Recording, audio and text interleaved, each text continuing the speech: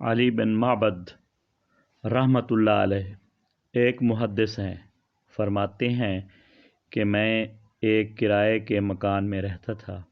ایک مرتبہ میں نے کچھ لکھا اور اس کو خشک کرنے کے لیے مٹی کی ضرورت ہوئی۔ کچی دیوار تھی۔ مجھے خیال آیا کہ اس پر سے ذرا سی کھرچ کر تحریر پر ڈال لوں۔ پھر خیال آیا کہ مکان کرایہ کا ہے، جو رہنے کے واسطے کرایہ پر لیا گیا، نہ مٹی لینے کے واسطے۔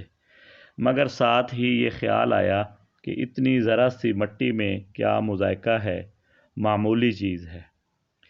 میں نے مٹی لے لی اور رات کو خواب میں دیکھا کہ ایک صاحب کھڑے ہوئے ہیں جو یہ فرما رہے ہیں کہ کل قیامت کو معلوم ہوگا۔ یہ کہنا کہ معمولی مٹی کیا چیز ہے۔ فائدہ: کل معلوم ہوگا کا بظاہر مطلب یہ ہے کہ تقویٰ کے درجات بہت زیادہ کمال ہیں۔